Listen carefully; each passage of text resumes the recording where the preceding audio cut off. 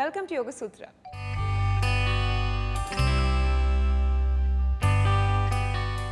ఇవాళ యోగ సూత్రలో కృష్ణ గారు మనందరికీ ఏ ఆసనం పరిచయం చేయబోతున్నారో చూద్దాం.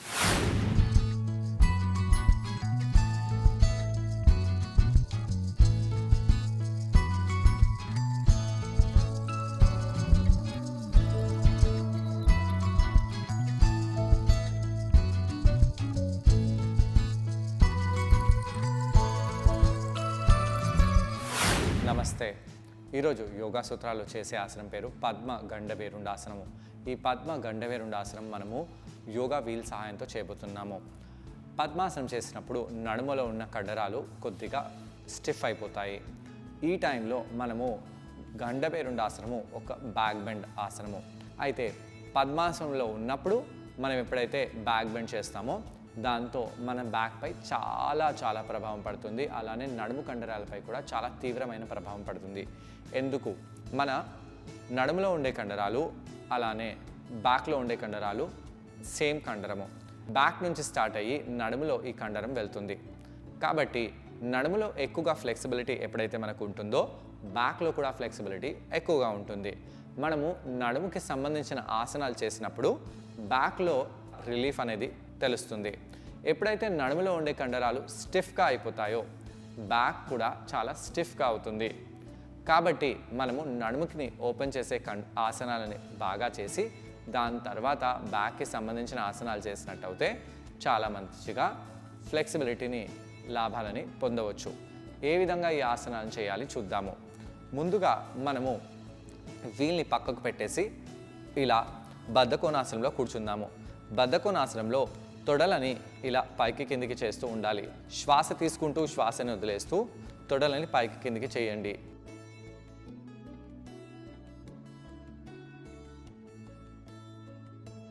ఇలా తొడలని బాగా కదిలించడం వలన మన నడుములో ఉండే కండరాలు బాగా ఫ్రీగా అయిపోతాయి. దాని తర్వాత ఇలా కుడికాల్ని మనము హిండోలాసనంలో తీసుకెళ్దాము. హిండోలాసనంలో తీసుకెళ్ళి బాగా కదిలించండి.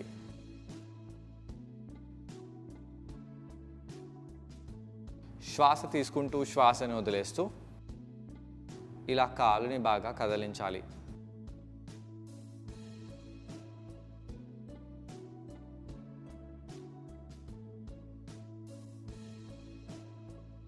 రెండో వైపు కూడా కాలుని అలానే కదిలించుదాము.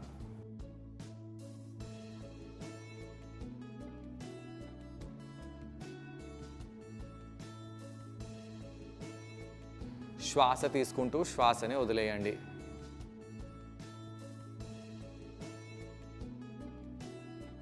అలా చేసిన తర్వాత మనము పాదాలను కింద పెట్టేసి వీపుని నిటారుగా చేసుకుందాము.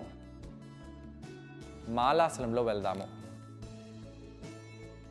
మాలాసనంలో వెళ్ళి ఇలా తొడలని దూరంగా చేయండి.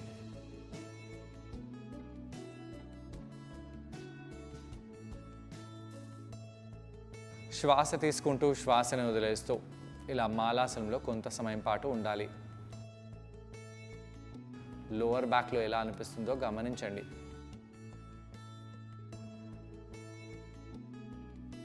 అలా చేసి మనము మోకాలపై వెళ్ళిపోదాము. మోకాలపై వెళ్ళి వీపుని ఆర్చ్ చేస్తూ బ్యాక్ని రౌండ్ చేయండి. వీపుని ఆర్చ్ చేస్తూ బ్యాక్ని రౌండ్ చేయండి. శ్వాస తీసుకుంటూ శ్వాసని వదిలేస్తూ ఇలా వీపుని ఆర్చ్ చేద్దాం. బ్యాక్ని రౌండ్ చేద్దాం. వీపుని ఆర్చ్ చేద్దాం. బ్యాక్ని రౌండ్ చేద్దాం. అలా చేసి నెమ్మదిగా పొట్టపై పడుకోవాలి. శ్వాస తీసుకుంటూ శ్వాసని వదిలేస్తూ ఇలా పొట్టపై అలానే ఉండండి.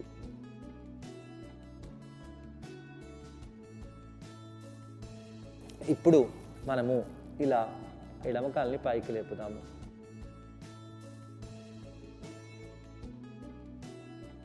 కాల్ని కింద తెచ్చిపెట్టి కుడి కాల్ని పైకి లేపండి. కాల్ని కింద తెచ్చిపెట్టేసేయండి. రెండు కాళ్ళని ఇలా పైకి తెచ్చిపెట్టేద్దాము.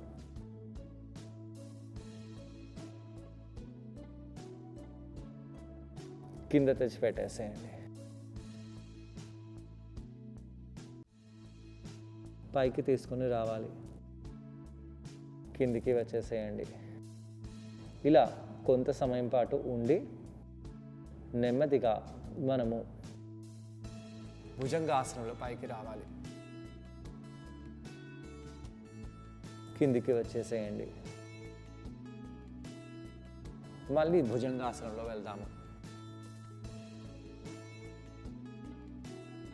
కిందికి వెళ్ళండి. శ్వాస తీసుకుంటూ శ్వాసని వదిలేసి ఇలా పైకి వచ్చేసి ముందుగా పద్మాసనం చేద్దాము. ఇలా పద్మాసనంలో కూర్చోండి. పద్మాసనంలో కూర్చొని వీపుని నిటారుగా చేయాలి. లోవర్ బ్యాక్లో ఎలా అనిపిస్తుందో గమనించాలి. శ్వాస తీసుకుంటూ శ్వాసను వదిలేస్తూ వీపుని నిటారుగా చేసి ఇలా మనము యోగా వేల్ని తెచ్చుకుందాము. తెచ్చుకొని ఇలా పైకి వచ్చేసేయండి. ఇక్కడ మనము పొట్టని ఇలా పెడుతూ ముందుకి రొటేట్ చేయాలి. ముందుకి రొటేట్ చేస్తూ ఇలా కిందికి వచ్చేయాలి. ఇలా కిందికి వచ్చేసి నెమ్మదిగా కాళ్ళని ఇలా పైకి లేపుదాము. శ్వాస తీసుకుంటూ శ్వాసని వదిలేస్తూ ఇక్కడ ఇలానే ఉండండి. ఇలా వెనకాలకి రోల్ అవ్వండి. లోవర్ బ్యాక్ పై ఎలా అనిపిస్తుందో గమనించాలి. ఫోర్ హెడ్ని కింద పెట్టవచ్చు, కానీ చిన్ని కింద పెడితే చాలా మంచిది. కాళ్ళని ఇలా కిందికి తెచ్చేసి నెమ్మదిగా ఈ విధంగా బ్యాక్ని రౌండ్ చేయండి. కష్టంగా ఉంది కదా? అవునండి. ఇది చేయాలంటే కొంచెం డెలిజెన్స్ కావాలి, అంటే మనం మన బుద్ధిని ఉపయోగించాలి. యోగా వీల్ని ముందుకు తీసుకెళ్తూ మనము ఈ ఆసనాన్ని చేస్తున్నాము. శ్వాస తీసుకుంటూ శ్వాసని వదిలేస్తూ ఇలా మనము హస్తాలని మ్యాట్పై ప్రెస్ చేస్తూ ఇలా ముందుకి రోల్ అవ్వండి. ఇలా ముందుకు రోల్ అవుతూ నెమ్మదిగా ముందుకు వచ్చేసి గడ్డాన్ని కిందికి చేసి ఈ విధంగా పద్మాసనాన్ని ముందుకు చేస్తున్నాం. పొట్టపై చాలా ప్రెషర్ పడుతుంది. ఇలా వెనకాలకి రండి. ఫోర్ హెడ్ని కింద పెట్టేసి పాదాలని ఇంకా వెనకాలకి చేద్దాం.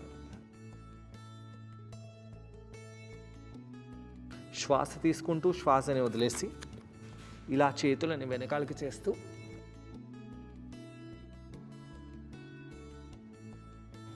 ఇలా ఆసనాన్ని చేసి కిందికి వచ్చేసేయండి. నెమ్మదిగా ఇలా వచ్చి ఫార్వర్డ్గా బెండ్ అవుదాము. యోగా వీల్ని పక్కకు పెట్టేసి ఫార్వర్డ్గా కొద్దిగా బెండ్ అయిపోయి ఇక్కడ రిలాక్స్ అవ్వండి. నెమ్మదిగా పైకి వచ్చేసేయండి. కాళ్ళని సూటిగా చేసి షేక్ చేసుకుందాం. ఒకసారి కుడివైపు ట్విస్ట్ అవ్వండి. రెండో వైపు కూడా ట్విస్ట్ అవుతాము. అలా ట్విస్ట్ చేసి నార్మల్గా రిలాక్స్ అయిపోండి. ఈ ఆసనాన్ని ట్రై చేయడానికి కృష్ణ గారితో పాటు నేను కూడా జాయిన్ అవబోతున్నాను. మా ఇద్దరిని చూసి ఈ ఆసనాన్ని మీరు కూడా ట్రై చేయండి. నమస్తే. ఈరోజు యోగా సూత్రాలు చేసే ఆసనం పేరు పద్మ గండ భేరుండాసన. ఈ యొక్క ఆసనంలో మనము యోగా వీల్ సహాయాన్ని తీసుకొని ఆసనాన్ని చేయబోతున్నాము. ముందుగా మనము పద్మాసనానికి ప్రిపరేషన్ చేసి దాని తర్వాత గండభేరుండాసనానికి ప్రిపరేషన్ చేసి అప్పుడు ఈ ఆసనాన్ని చేద్దాము. మనము కాళ్ళని సూటిగా చేసి కాళ్ళని షేక్ చేద్దాము. కాళ్ళని షేక్ చేయండి. కాళ్ళని బాగా కదిలించండి.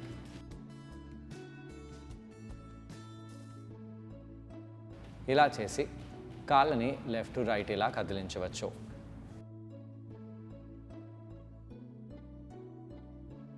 దాని తర్వాత కాళ్ళ వేళ్ళని మీ వైపు ముందు వైపు స్ట్రెచ్ చేస్తూ ఉండాలి.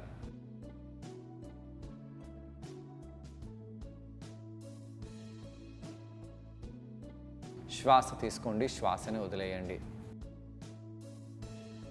అలా చేసిన తర్వాత మనము కుడి కాలుని హిండోలాసనంలో తీసుకెళ్దాము. హిండోలాసనంలో కాలుని కదిలిస్తూ ఉండండి.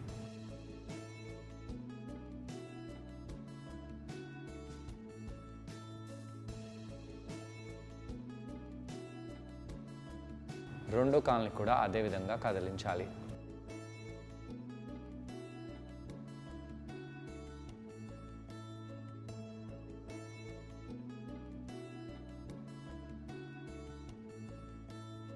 శ్వాస తీసుకుంటూ శ్వాసను వదులుతూ ఉండండి.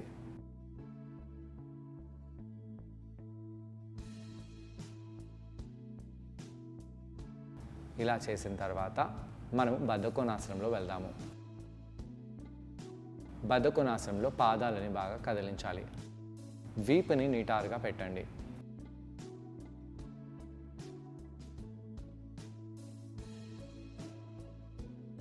శ్వాస తీసుకుంటూ శ్వాసని వదిలేస్తూ ఇలా కాళ్ళని బాగా కదిలించిన తర్వాత నెమ్మదిగా మనము పద్మాసనం వేయడానికి ప్రయత్నించుతాము.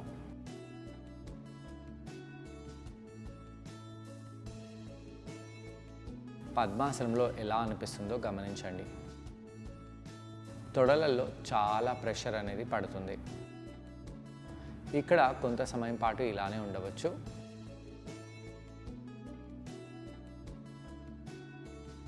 కుడివైపు తిరిగి ఇలా ఫార్వర్డ్గా బెండ్ అవుదాము. ఎడమ వైపు తిరిగి అలానే ఫార్వర్డ్గా బెండ్ అవ్వండి. ఇలా 4 to 5 టైమ్స్ చేద్దాము.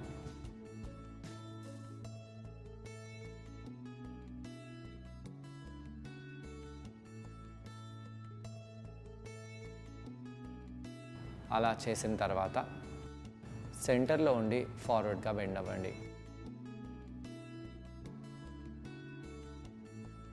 పైకి వచ్చేసి మళ్ళీ కొంత సమయం పాటు తర్వాత ఫార్వర్డ్గా బెండ్ అవ్వాలి.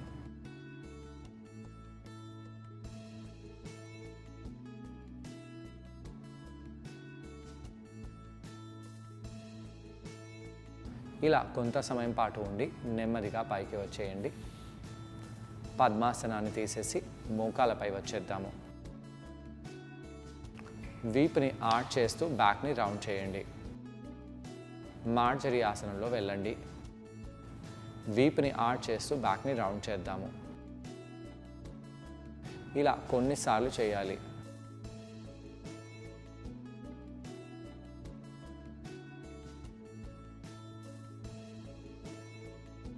ఇలా కొంత సమయం పాటు వీపుని ఆర్చ్ చేస్తూ బ్యాక్ని రౌండ్ చేస్తూ పొట్ట కండరాలను లోపలికి బిగిస్తూ ఉండండి.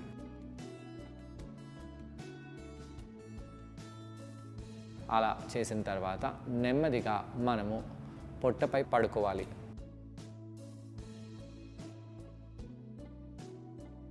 హస్తాలని చెరోవైపు ప్రెస్ చేస్తూ శ్వాస తీసుకుంటూ భుజంగాసనం చేయండి. శ్వాస తీసుకుంటూ శ్వాసను వదిలేస్తూ చేతుల వేళ్ళని ఇలా ప్రెస్ చేస్తూ పైకి రావాలి. కిందికి వెళ్ళండి. హస్తాలను కొంచెం వెనకాలకి పెట్టేసి మళ్ళీ భుజంగాసనంలో వచ్చి ఛాతీని బాగా ఎక్స్పాండ్ చేద్దాము.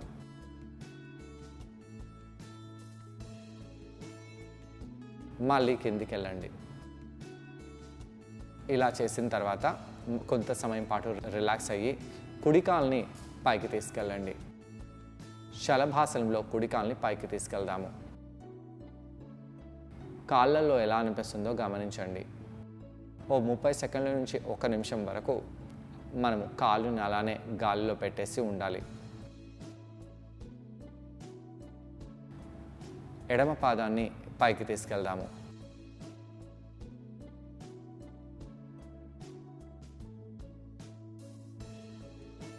కిందికి వచ్చేసి మళ్ళీ మొదటి కాల్ని పైకి తీసుకెళ్దాము.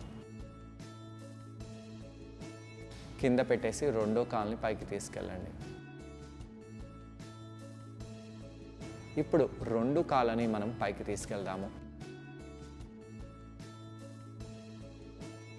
కాళ్ళని పైకి తీసుకెళ్ళండి. పాయింట్ చేస్తూ ఆకాశం వైపు పాయింట్ చేయండి.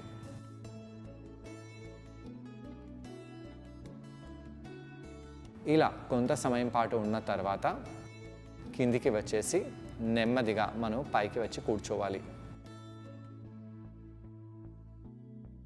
పద్మాసనంలో వెళ్ళి కూర్చోండి. ఇలా పద్మాసనంలో వెళ్ళి కూర్చొని బ్యాక్ని స్ట్రైట్గా చేద్దాము. మళ్ళీ ఒకసారి ఫార్వర్డ్గా బెండ్ అవ్వండి.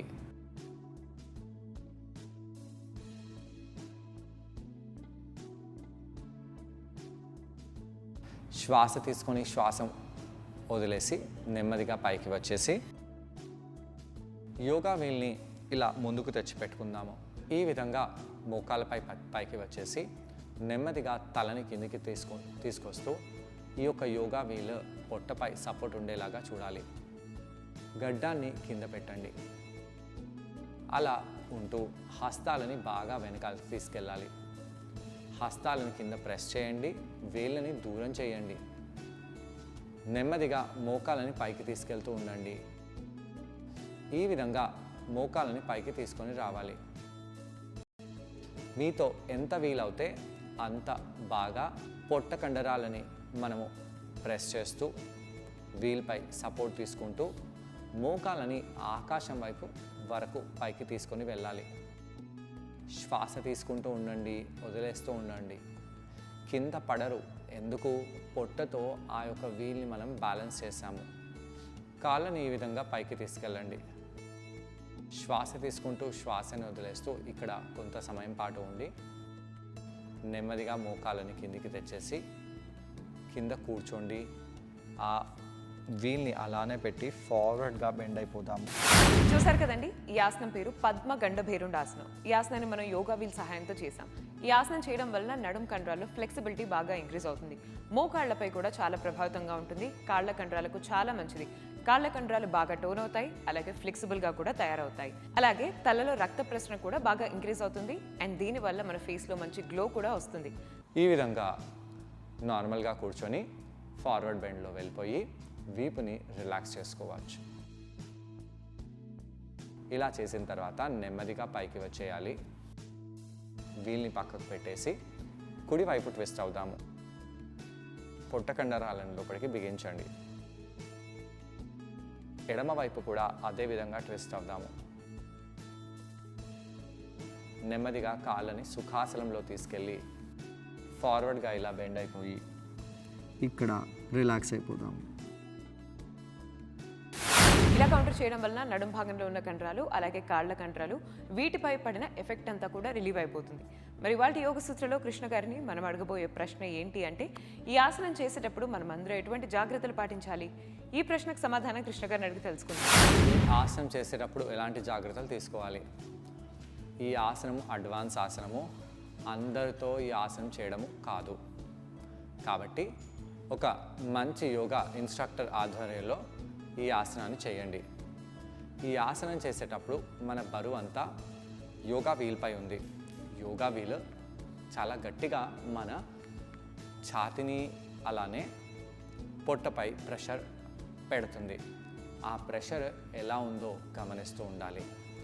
పోస్ట్ ప్రెగ్నెన్సీ అలాంటి స్టేజెస్లో లేదా ఎప్పుడైతే పొట్టకి సంబంధించిన ఏదైనా ఇన్ఫెక్షన్, పొట్టలో నమ్నెస్ చాలా ఉండడము, వీక్గా ఉండడం ఉంటుందో అప్పుడు ఇలాంటి ఆసనాలు చేయడం సంభావన కాదు. నడుములో స్టిఫ్నెస్ ఉండడం వలన బ్యాక్లో స్టిఫ్నెస్ ఉండి అలానే పొట్ట కూడా వీక్ ఉన్న వాళ్ళకు ఈ ఆసనం చాలా చాలా కష్టము. స్టేజెస్లో నేర్చుకోండి.